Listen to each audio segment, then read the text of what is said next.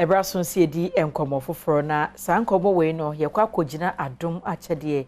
Grace Gift Herbal Clinic and Laboratory Services. Unim se brano ya na yetan wo mudi nkomo sebe ya opomuden no a echia no obetumi de asikwan mu ama wo na sabre gabi atena se sanso no fa kodwo enso atena senti no mema wo mu akwabara nkomo no entoa so ebuze penifo mama kwaba ya konfo a mpeso egburu minim se ohun ye die ahwefo so ho ye nyame adom ene nsoso ye se de o kan ye no adom achede Grace Gift that's what I'm saying adom achede onyankompon de che dokota Grace buodo no o kan kire ne se o de che kwa enti ya ono nso fa makwa enti dani de bia ye bebe fidie so ni ahwefo abedi nkomo no ye kwa yija wo mu biribi na no trusu de ye ebena de ye twemu ye ba ha na eno Dr. Gebra obemfo a wa beni a ayadesemu a wo hie wa mebi no ode soma amen na san se me sukuu no mo ko sukuu na me pam no ma na me chinkusi enti ene mabon enti anka ne yi se de nko no beka no me de na me somafo na ne wono a wa ha de yesi ka akom ye gene koku anum ana ye firi ha so ko ye kodo a eba ye kire se aboso bai wo yi emaja pai nti sa tiefo ne ahwefo no sa apebie matie ne ye kan bibi fa meko ho ya bruni frɛ no meko ntiantia no ai de aheman sedua no de man yes o benefo aheman sedua menim wadofo maye awodro pen nti minim sa yes na de brofo din so de kayem pepe ye ose aheman sedua ne brofo din de kayem pepe ayo na duro bi wo mu a eye nsankyere ne dokota wa ha de na ena ye me de pa no ye fra na kapo samsen obeka ho asem yenko doctor ho dog de obase na ese research no wa ye ne kuta no obeyi ya to ho no ma papa je ze onim de woye dog na no mudi meko fianfia ne ho nkomo na musi de na wo mu anti me say Africa say ye wade a ye hu ade ba kwa ye ya pa no sa hini man said ye ya wokan ye dru pa bruni friend kan pepe na o hear researcher both US doctors European doctors o ma yafa ho a enya de ketwa your one doctor bi your friend Dr. Pamplona or Adventist or one of the known researcher into natural medicine on also kasa fa ho yie pa but one of the potent friends and medicinal properties are sa kan pepe no anasa hinima said you e kura pa no antioxidant friends and phytochemicals be a friend carotenoid and the buama or retaining the color red no and it's a kura vitamin K one of the best properties as a unipadua ni mu a sa de twa na moja nyu a de be na moja ni nyina mfiri mu engu fom ntino vitamin K ni is there say and no best e be sili kuro no se na be moja no nyede be na etwa e be clot moja no de be ya moja no nyede enyunu na se woni vitamin K na moja ni benyunu wa ni se kopam very good okay na who share researches na omo ye na almost one of the plant medicine e kura vitamin K in abundance ameko and I am panso so the experimenter say obi moja tu no more na se meko no wo ne powder ni bi na osa only half teaspoon into a quart of glass warm water na se wo de manipa na onomo a instant likely say itwa okay so not just a very good provider of vitamin K and a BM say wo hwe research amafo so aye na e kire say e ka ade bi aka boost immune system yi pa sa meko ye yes e boost immune system yi pa is me boa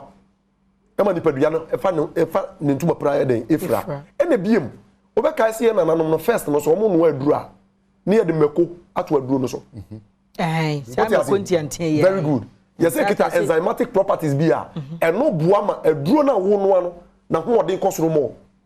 njinya sa be ma na ye ya mom ema aduru na ho ode ye den e kosoro because eno anka say ye aduru okay so on say na identity eno anka say ye aduru na mo kwa ye fa so yusu meko no organa no ena ma ye mo wan ya abuse no rather je say ye yusu ne say e ka meko no ni uses ni ye kwoti free dua no so ye no o sin ke hata ne saa antika wotia o hata ne saa na wo na ke akoyam ye yam a onu wa duane a ye ntwi emfa ngu aduane ni mu nsa noa esa properties nyina be film it will be a stimulating effect keke ebe irritate wa ma ubuafu mo na wudi no no dia ya say no etima obufu rofro yes obi odi makodudu stimulant chena ne buafu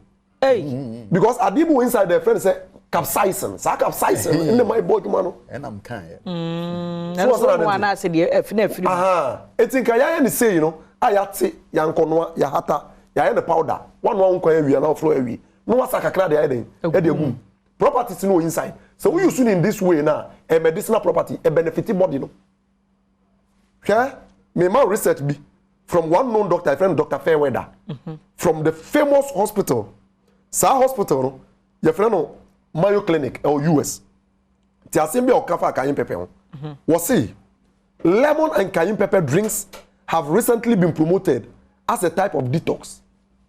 Detox. Yes. So we cleanse the body of waste. Kidney no, any liver now. Ye a juma soni miane no sono. Also person who detoxify one more. And both cayenne pepper no and a lemon together. Na mum said you oba no na just oba grace gift ho. Very good. Na very good. Okay. Yeah, na nature give them the access. It no mutimi hear my boa wo mo. Today na ye to akene. It is say that kind of knowledge na eni bi. It just yesuya. Ti asem o kan. Was see and fat burning drink that can easily be consumed before breakfast. Esa a fat burner. Combining the two of them together. And son, where do you breakfast and which become you in Bomo no more? Now, so be who the papa on the answer. And this issue, sending a grace gift crowd, yeah, fool. Let him call yam fat, fertilize the beer and the head. Some would dear, one would dear, natural, Titiana Casanicura. Now, what's here had yes, I can say tomato, sister. Tomato, you're one of the best protector of the heart. And some bois, ekita iron, Emma Moja then, a generating more. So benya papa. So benya papa no. Titigano, you know, a woman a back masigum. And we are rough and yafe. And tisse the yanum de bay, very about. But Okabrani Jan Hokoto, but because researchers be crumpled say, and no lycopene, no, and let me body no protective body against cancer and free radicals. Obi share o peso hu be branches no ewo na number bi ho na ja yenko fa kodwo yenkora bata no enkna ha se ba ye be amoso ye no ye nu atwomota petroleum nu atwomota petroleum no ebi nom so kura afre ho ni boy town na Kingsby na ye ne family love international school ne hwe ne mu na ukose ekuru mu nso a ewo hwim sukun kwantana so ohwim ne ye badekase kwantemfo no so kura wo firi so a na wo kwasi ofia ho ifire ho ohwim nyame yi adom na totom do ya de duru ho a ne yehwim ebi ye de ko de on fa ho oda so ya de na ho atowo na je dokota no so ate ne number ne ye 054 tele 2 tele 054 tele 2 tele se so aye pisa fafaha 0246 518 tele na ye adwuma da bia yentum yenim kwasi adanim ebenada 24/7 yesa ya de bia anso de sebe achacha broni frene kafosus yensa kwata de prosi yensa eni fred mfie dunum yensa ana sebe silence emum eno so yensa e kura sebe jimi emfa ya gbugbo ano Yesu Kristo kura ansa jimi na ye Ofa kodwo yedase Gabi nso yedase yebre no aso yedamwase se numbers no so egu screen so abusia obetumi afa na ne grace gift empanifo atwetwe nkomo na me sori me kone de na woda pasonko enko emma Daniel Jima a wobo mrane se wofako wo achim wanchi enne wanya mfinhia pore aduoso 70 years oba Emmanuel inti yere ne wo fi hase waseda ododo da woda pasonko nkomo asanso da yenua abna poku ahwene awoda passion konkoma no Eunice dance wase wo hwe me medasi pa abusua buhia me a eya frɛ me anoche waba ajwa sewa ma ene kwabra sante tina na pense mu atwa so memoachi